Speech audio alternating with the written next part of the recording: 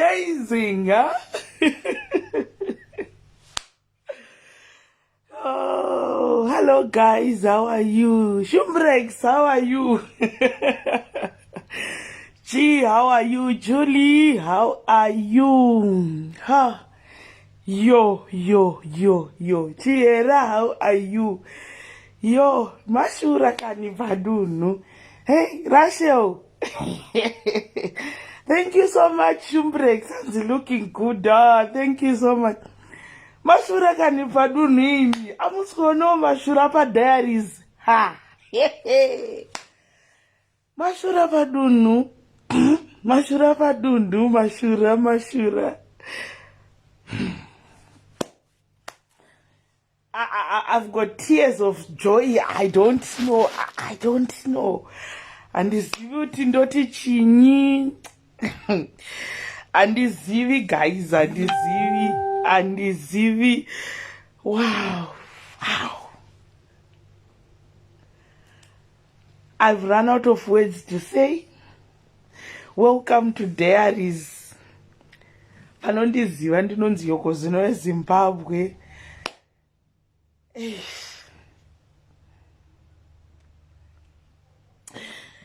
Vandigadza nemadzimambo. Vandisimudza Jesu ava. Vandigadza nemadzimambo. Ndakagara patafura yaSIS MELLY pamadzimambo. Pa-Auntie Selina. Chineke, God forbid. Hey, I want to thank SIS MELLY nema diaries ese nevanobata nekumashure vandipa this opportunity to come live. Pamelly's diaries. Just imagine SIS MELLY vakatozvitaura tiri ku yekwasisi Gladys, but I didn't take it serious, guys. Ndakangofungotaiwa vari kungonakidzwa zvawo nemike ko ndagoziva kuti ichokwadi here naye asikana. Vandisimudza Jesu ava. Vandigadza nemadzimambo. Vandigadza nemadzimambo. Ndivo vane hanya baba. Vandigadza nemadzimambo. Ndivo vane rudo baba. Ndangoya kuzoti ndikumhore sei guys, nditi makadiko. Every morning I'll be coming live to SIS MELLY's diaries to do the devotions with you guys. Mwari vakuitirei zvakanaka.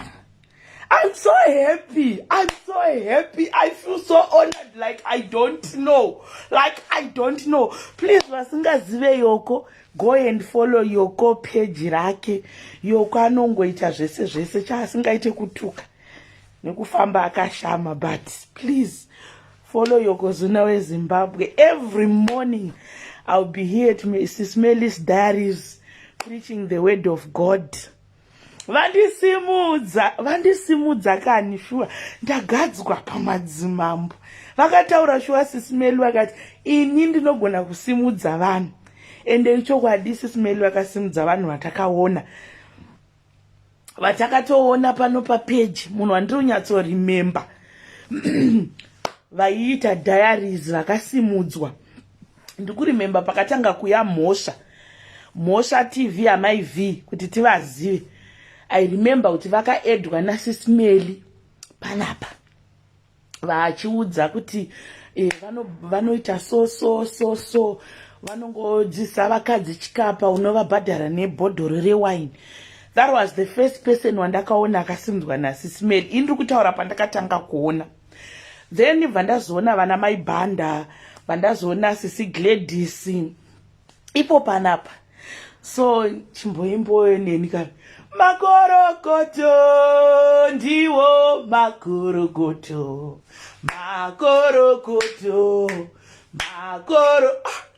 Takuitora hivi paSIS MELLY's diary. Amuziona kuti inyasha. God forbid. I love you so much, guys. Nangoti nduye ndite 1-2 testing. Ndione kuti chokwadi chivhitivhiti chiri kundivhuma here ndiri pa Melly's Diaries. Aiwa ndazviona kuti chivhitivhiti chandibvuma ndiri pa SIS MELLY's Diaries. So catch me tomorrow morning. Ndo pandine ndichiya ndichita madevotions angu. Aiwa itai makorokoto neni sure.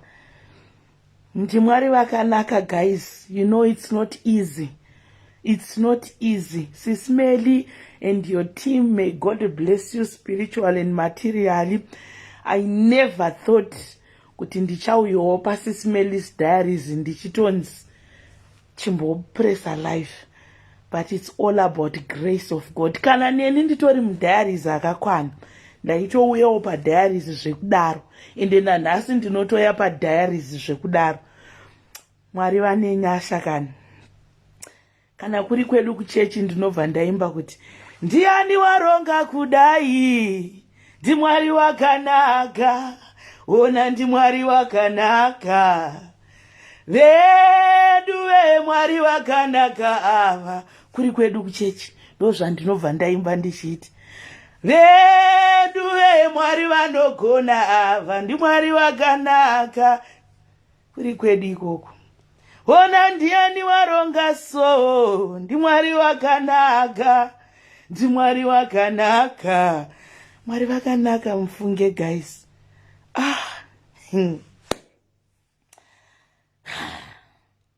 I love you so much, guys. Be blessed everyone. Tinenge tichibatana, Mwari vachikusimudzai spiritually and materially. I feel so honored. I feel so grateful. I don't know. Andina mazwi ekutenda SIS MELLY and the team behind the SIS MELLY's Diaries. Ndinongoti Mwari ngavakuitirei zvakanaka. Mwari vakuchengetei, Mwari vakusimudzirei. May God meet points of their needs. Auna kurasika uripo pa SIS MELLY's Diaries asi pana Yoko zvino weZimbabwe. Auna kana kutomborasika dia ndo pauri pa SIS MELLY's Diaries asi pangoita Yoko zvino weZimbabwe. I love you, guys. Please, we've got an event muno vari muDurban musi wa5 August. Chinenge chakatsva pa Durban. Tiri kushanyirwa na Chaplain Piri and Apostle Blessing. All night prayer. Chinenge chakatsva. Nandiri kutonzi na SIS MELLY dai pasina kuti vane function womusi wa6 vatonditi Yoko, we were coming there to support you. But anyway, guys, I love you so much. I love you so much. Tinosangana mangwana pama devotions. Mwene mumwe uyane prayer point yako. Tisangane pakurumbidza Mwari. Aiwa isusu kurumbidza ndo kwedu. Tichitingo ndo patinongoimba kuti zuva richibuda, zuva richinyura, makatsendeka Jesu. Mwana panobarwa nepanokura, makatsendeka Jesu. Iyayo mazuva ose, makatsendeka Jesu. Eka zuva richibuda ndo yatinotanga kutoimba iyo kuti zuva richibuda. Saka mangwana ndibate pano pa Diaries makuseni. Zuva richibuda tinenge tichiimba zuva richibuda, zuva richinyura, makatsendeka Jesu. Mwana panobarwa nepanokura, makatsendeka Jesu. Iyayo mazuva ose, makatsendeka Jesu. Ndo yatinopinda nayo zuva richibuda. zuva richibuda ndo yatinongotaura iyo kuti makatendeka, because zuva tinenge tariona. Tinotoona kutongotendeka kwaMwari nekuti zuva ndariona. Kunyangwe zvinhu zvisina kumira panzvimbo, kunyangwe zvinhu zvisiri panyanga, kunyangwe zvinhu zvisina kustabilize, but ndinongoti ndichitarisa kuti rabuda zuva, ndobva ndatoti zuva richibuda. Hey, my God, zuva richinyura, makatendeka. Ndinotongoimba izvozvo kuti vakatendeka. Kunyangwe mwana ari kurwara, kunyangwe murume ari kurwara, kunyangwe basa rapera, kunyangwe murume asiri pabasa, kunyangwe zvinhu zvisina kumira mushe, but ndinongoti makatendeka Jesu, nekuti ndinozviziva kuti vakatendeka. Ndinozviziva kuti vakatendeka. Saka tinobatana mangwana. I love you guys, I love you. Nditenderewo SIS MELLY's diary and the team behind kuti mazvita zvenyu matunzirwo Yoko papage rakakura kudai. I feel so honored. I'm speechless. I don't have enough words to thank them. But chandinongovimba ndechekuti Mwari vakatendeka. Nekuti ukatarisa paFacebook handiziri ndega ndine page. Pakawanda vanhu vane mapeji asi SIS MELLY Mwari vakataura nawo kuti Yoko ndoda kusimudza. Takawandisa vanhu vane mapeji, but ndiri kungoona ukuru hwaMwari kuti ko ini Mwari, ininiwo zvangu. Is there anything can come out from Nazareth? Vakati vachibvunza, wakati kuNazareti kunobudei uku, kuNazareti kunobudei uku. Asi ndo kwakazvarirwa mwanakomana waMwari. Ndikuti ndakazvitarisa ndikuzvibvunza kuti nhai Mwari, nekufutowo kwandakaita ikoku, nekuzhandangira ikoku, nestructuresi chokwadi paFacebook pese, nekuwanda kwakaita mapeji paFacebook. Asi SIS MELLY wagoti Yoko, I want to add you to come and preach the word of God on the platform. Ndazviona makatendeka Jesu. Haiwa ndazviona, inini ndazviona makatendeka Jesu. Haiwa tazviona kani, haiwa tazviona mutsinda warugare makatendeka Jesu. Haiwa ndazviona. Ameno kanewo usiri kuonawo nyasha. Ini ndadziona nyasha ini. PaFacebook pakazara vanhu. PaFacebook pana vanhu vana mapeji akawanda. Asi ini ndadziona nyasha dzenyu imi makatendeka Jesu. Mwana panobarwa nepanokura makatendeka Jesu. Zuva richibuda, zuva richinyura makatendeka Jesu. Hey, my God, my Jesus. Hera basa katarara bose. Hey, vakatendeka Jesu ava. Vakatendeka mutsinda werugare. Alpha na Omega. Wakutanga nekuguma, muridzi wazvose. Anoti zvakazvidzika, akazvitendera zvinoita. Harabaseketerere bose. Ndinobva ndanzwa kuda kuparidza kanhai Mwari imi.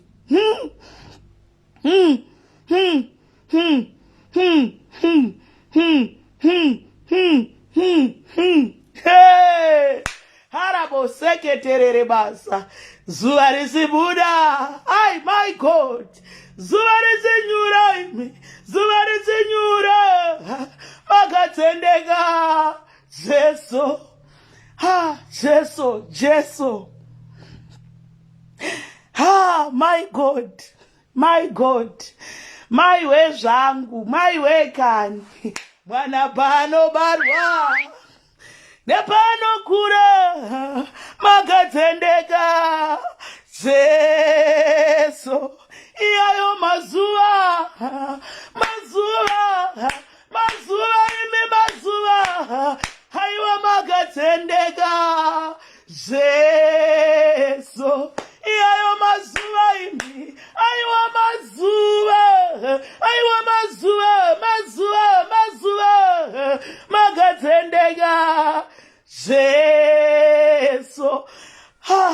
Mumwe pamwe hausi kutozvinzwisisa kuti chiko chiri kufarirwa nemusikana uyu. You may take it lightly kuti saka Yoko ungafarire kuti waiswa paplatform naSIS MELLY. You don't know how I'm feeling. I'm grateful. Vangani vanhu vari paFacebook, vangani vanhu vana maplatform, but SIS MELLY neteam yavo vangosarudza kuti Yoko, I just want to kukudiridzira brand yako. Ndo pandinoimba kuti makadzendeka Jesu. Haiwa iyayo mazuva. Haiwa mazuva ose. Haiwa Jesu makadzendeka Jesu. My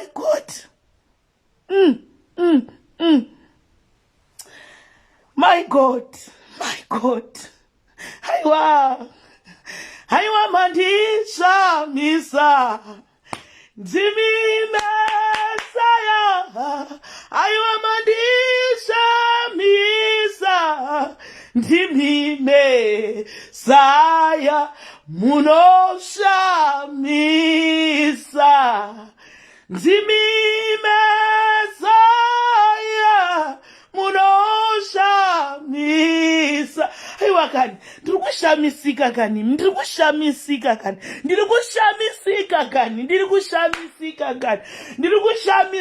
kani.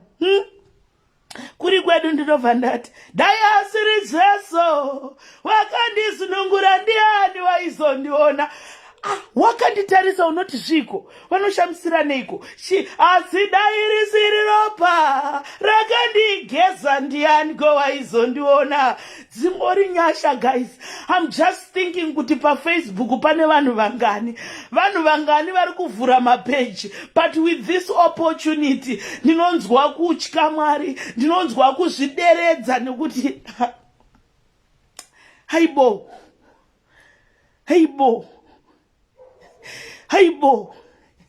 He deserves the glory and the honor. You are great. You do miracles so great. There is no one else like you. He deserves all the glory, man. He deserves all the glory. My God. Yay. My God. My Jesus. Hey, what a blessed Sunday. Haibo. Naimi, muri kundionerawo here, muri kunyatsondiona here, muri kundionawo here, muri kunyatsoona kuti Yoko here, havasi andiselina vari panapa, ndiyoko. Yoko anouya akarembedza mazamu kupeji kwake, ndiyoko. Kwete andizi andiselina, ndiri Yoko on SIS MELLY's diary. On SIS MELLY's diary.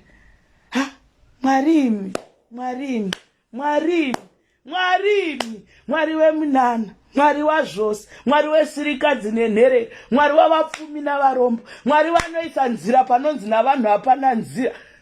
Yo. Hey.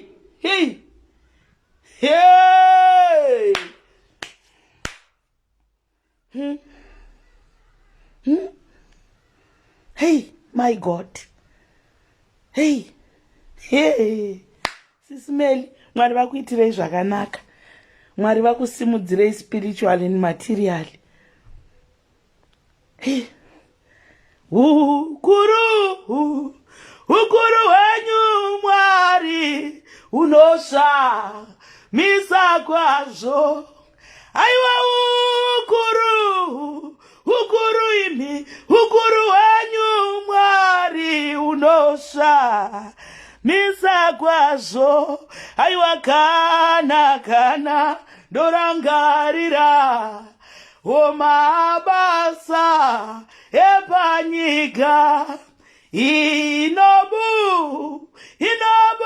misodzi kana ndo funga imi. Apaka ndo pandinoda ukuru wenyu Mwari unoshamisa kwazvo. Aiwa ukuru ndinongosha misa kwazvo ipapa pachete. Maiwe zvangu, maiwe pamamonya ipapo zvinoita Mwari. Tangokwana pamamonya ipapo, tangokwana pamamonya ipapo, pamamonya ipapo. Tairiziriropa rakandigeza ndiani waizondiona? Pana waizondiona. My God. Nasi Mwarimi, nasi ndinonyatsorara pamubhedha apa kuti dzinonyatsobata ipapapa.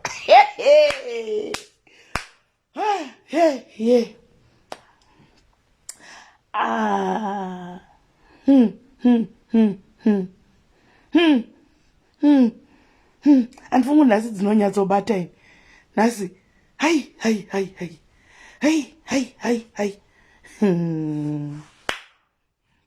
Andifunga kuti dzinonyatsobata. Ndaunzwa paSIS MELLY's diaries guys. Andimuri kuona kuti ndiri Yoko. Ane pejo rake. But SIS MELLY vakandiudza last week yo but one. But ini ndakangozvitorongotsa vakati Yoko, I want you to come to our page and preach. But I never thought ndingaite zvandaita nhasi.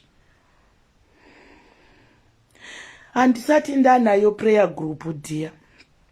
Handisati ndanayo. But Mwari ngavandiitire zvakanaka. Mwari vakuitire zvakanaka.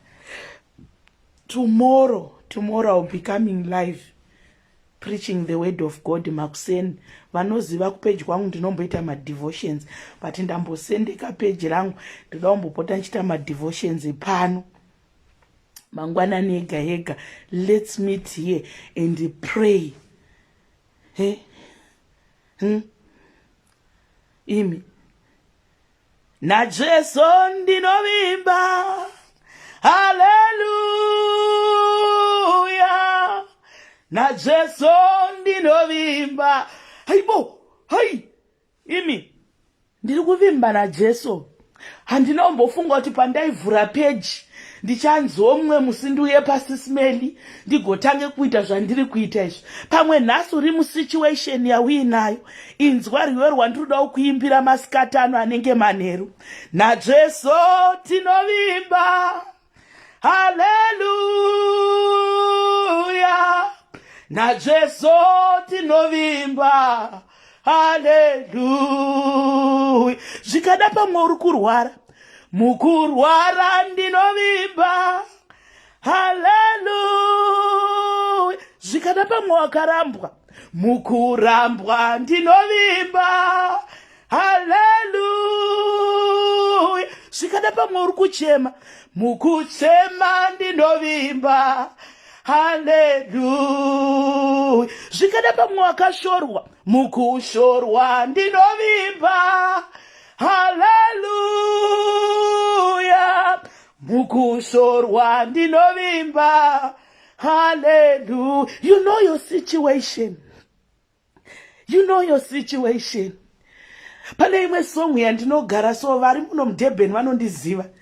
Ndinobva ndati kunyeya takanyeya hazvina kubatsira, chasara panyika ino ndetse kunamata. My God. Hey. Mwari ngavakuchengete, Mwari ngavandichengete. Takura nyasha, takura nyasha, takura nyasha, takura nyasha, takura nyasha. Nyasha dzedenga ngadzive muupenyu hwako, nyasha dzedenga ngadzive muupenyu hwangu. Takura nyasha, takura nyasha, takura nyasha, takura nyasha, takura nyasha, takura nyasha. Maskatano takura nyasha, takura nyasha maskatano.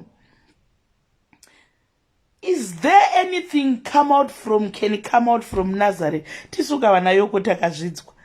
Nai Jesu ndiri papeji raSIS MELLY. Nai Jesu waNazareta, Jesu vanorarama, Jesu mupenyu. Ndiri papeji paSIS MELLY nhasi.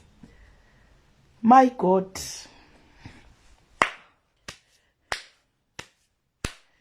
Yeah. Yeah. Hey. Takura nyasha. Dzitongoriwo nyasha idzi. Handina kana kumbokumbira SIS MELLY, but Mwari vakangotaura navo kuti chimbomusimudzawo Yoko uyauye paplatform pako.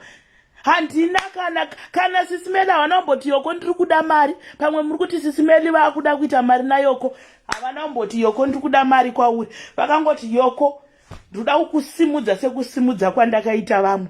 Vamwe vaitoedwa, inini handisina kuedwa, ndakubaya live button. My God. My Jesus, my way zvangu, my way zvangu. Handina ana mari yandiri kumbovapa ini. Havana kumboti varuda mari kwandiri. Dzingori nyasha dzikakuloketa so. My God, kunyange wanga uri wekumashure, nyasha kana dzakuloketa, unoenda pamberi. Ndinobva ndaitirwa nezvakanaka nenyaya yaBoaz naRuth. I feel like preaching. Ruth akati ari mumunda achinhongerera, maiwe zvangu. Zvainzi Ruth ainhongerera saka kumashure. Aikohwa manga makohwewa nevamwe. Ari kumashure. Ruth achifamba achiteera vakohwi vaikohwa. Vanhu vaizikanwa kuti ava ndo vanouya kuzokohwa. Ava ndo varidzi vemunda. Ava vari pabasa. Asi Ruth akanga ari kumashure kwavo. Achiteera munda nemunda. Yapedzwa kukohwa. Asi anoti ari kumashure zuva iroro, Boaz anopinda mumunda. Vanga vachizikanwa kuti ndo vari kufanira kukohwa. Vanga vari pamberi vachikohwa. Vakanga vachizikanwa kuti ava vari pabasa, ndo vakanga vari pamberi. Vakanga vachirekonaizwa kuti ava ndo vari panyanga, vanga vari pamberi. Ruth ari kumashure, maiwe zvangu, achinhongerera zvake. Ruth ainhongerera zvake. Pane mumwe munhu ari kunhongerera masikatani. Pane mumwe munhu ari kunhongerera masikatani. Uri kumashure zvako ikoko. Ruth achinhongerera kana kuti aisa musagi, kana kuti aisa mutswanda. Asi ukaverenga shoko raMwari rinonditaurira kuti Ruth ainzi anofanira kupinda mumunda achinhongerera kumashure. Anga asingaende pamberi, ainhongerera kumashure. Asi Boaz akati achipinda mumunda, anoona Ruth ari kumashure. May the grace of God locate you uri kumashure ikoko. Wakazvidzwa uchinhongerera zvasaririra. May the grace of God locate you. May the grace of God locate me. Ruth achinhongerera ari kumashure. Pamberi pakatowandwa. Pane wakawandirwa pamberi. Asi Ruth ariko kumashure. Anoonekwa naBoaz. Manheru ano pana anofanira kuonekwa naBoaz. Manheru ano pana anofanira kuonekwa. Hazvina mhosva kuti uri kumashure. Hazvina mhosva kuti wakazvidzwa. Hazvina mhosva kuti wakachemedzwa.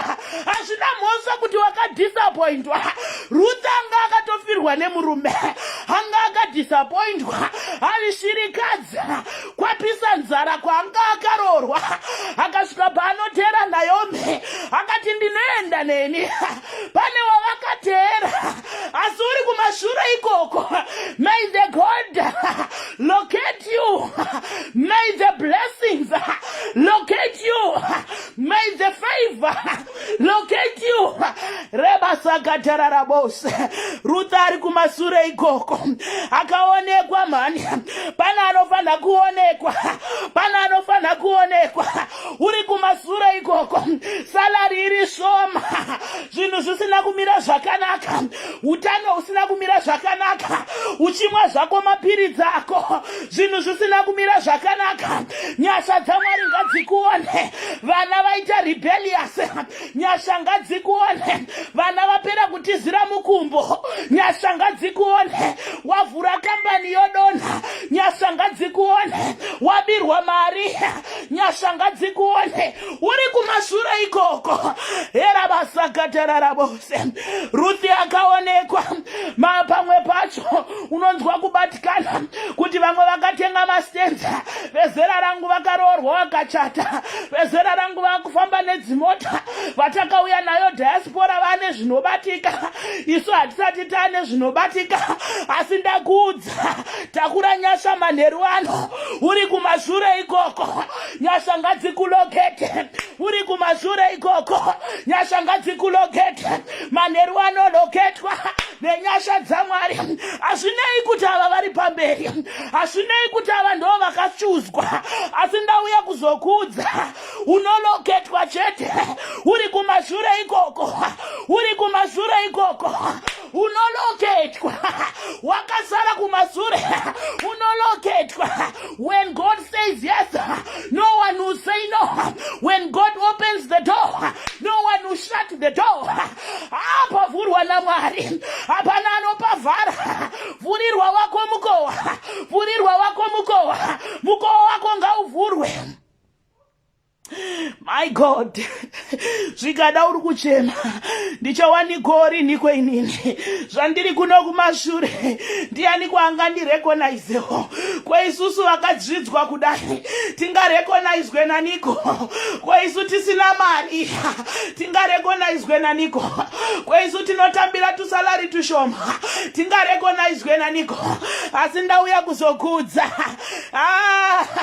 kana Ruth akaonekwa newe uchaonekwa neni ndichaonekwa tese tichaonekwa era basa katarara bose. Piwai mbiri Jesu, piwai mbiri Baba, piwai mbiri zvoshamisa nekuti tinodzorera mbiri kwamuri nekuti tinodzorera mbiri kwamuri ndimi Alpha na Omega wekutanga nekuguma muridzi wazvose. Mwari vanochengeta mwari vanosimudzira mwari vanoti vakadanwa havarambi vakanyarara mwari vanoti vakaudzwa vanonzwa vanosvinurira soko. My God, ndo mwari watinoshumira ndo mwari watinoshumira ndo mwari watinoshumira ndo mwari watakatenda vanosimudza marombe kubva muguruva vanosimudza marombe kubva muguruva. Ukatotarisa nyaya yaRuthi anga atofirwa nemurume ari mwana mudiki after kufirwa nemurume guta ravo rinorohwa nenzara asi anoti ndinoenda neamwene kwamunoenda. Vachisvika kuguta raamwene anoudzwa kunzi unofanira kuenda kumunda. Pane kwaunofanira kuenda, pane kunofanira kuendwa. Uri kuchema zvako asi pane kwaunofanira kuenda. Chema zvako asi unofanira kuenda. Ruth ndinomuona anoenda kumunda, anoteerera instruction. Chimwe chiri kukutadzisa kuenderera mberi inyaya yekuti hauteerere instruction. Mangwani manheru ano panofanira kuva nemudzimai kana murume anoteerera instruction. Teerera instruction uone kuti hauenderi. Zvikada pamwe Ruth dai akada kuita dzungusara naYoko akati aiwa inini kumashure hakuiti, dai akamhanyira mberi handifungi kuti Boaz aimuona, asi akarekonaizwa naBoaz nekuti akanga ari kumashure. Know your position, know your position, position yourself, position yourself, position yourself, position yourself. Position yako yakakukwanira, position yako yakakukwanira. Zvikada uri kutadza kuachiva nekuti uri kumhanyira position isi yako. Zvikada uri kutadza kuachiva nekuti uri kumhanya muresi isi yako. Know your race, run your race, position yourself, position yourself, position yourself. I need to position myself. Nekuti dai Ruth akasvika pakuti aiwa zvavari kunditaurira amwene ndingagonhongerere zvasara kumashure zvingabude here, asi akateerera instruction. Pari kudo anoteerera instruction chakutadzisa kuroorwa inyaya yekuti hausi kuteerera instruction, chatadzisa kusimudza kambani inyaya yekuti hausi kuteerera instruction. Tiri kuda vanoteerera instruction. Ruth anonzwisisa kuti waraita amai ndinonhongerera hangu zvazara kumashure, haana kuda kuita mukahane vanga vachimhanya pamberi. Mangwani manheru ano, position yourself. The time will come. Let's position ourselves. The time shall come. The time shall come. We shall rise. We shall fly like eagles. The time shall come. chadiwa chete ndechekuteerera instruction and then position yourself hatisi kuda vanomhanya. Ndinoitirwa zvakanaka nemukadzi anonzi Rispa, anonzwisisa kuti sirisi zveshuwa sizeni iri kuti dzokerai kumunda, asi anonzwisisa kuti ini wangu mwana hangapararire musango, mwana wangu hangadyiwe namagora, anoramba kudzokera kumunda, anogara akarinda mwana wake. Hanzi akatora zambia akawaridza, akatora chimuti aiti masikati aidzinga nhunzi, manheru aichengetedza chitunha. Ziva, know your situation, know your season. Nyaya haisi yana nhingi, nyaya haisi ya musisi vako, nyaya haisi ya nhingi. Know your season. Mwari vatiitire zvakanaka. Our position, oh Lord. Mwari vakuchengetei, Mwari vakuitirei zvakanaka. Simudzirwa manheru ano, ngandisimudzirwe. Iwe uchisimudzirwa, ngatisimudzirwe tose, ngatisimudzirwa manheru ano. Simudzirwa iwe wakanditarisa, ini ndichisimudzirwa. Tese tichisimudzirwa, iwe uchisimudzirwa, ini ndichisimudzirwa. Let's know our positions.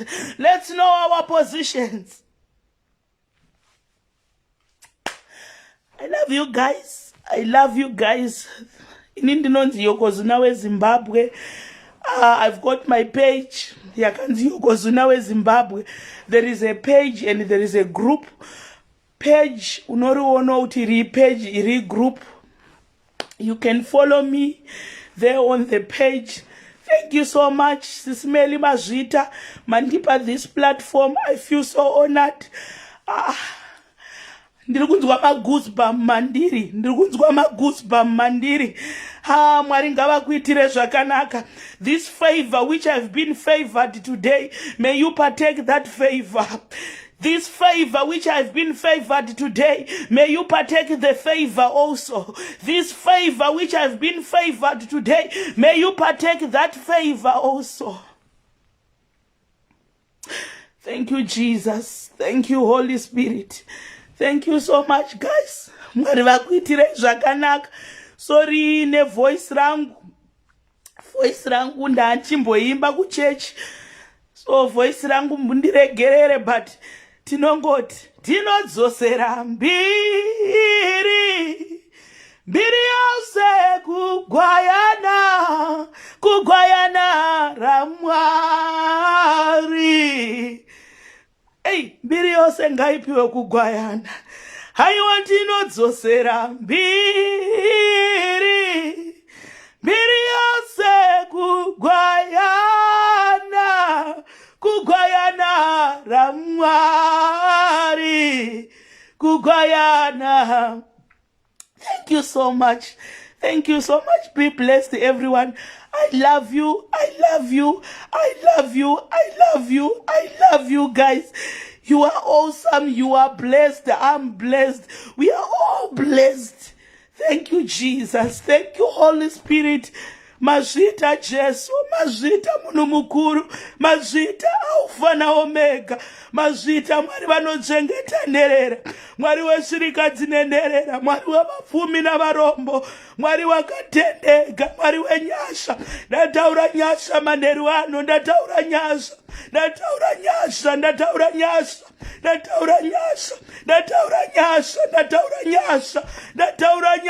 manheru ano, nyasha dzakatifanira.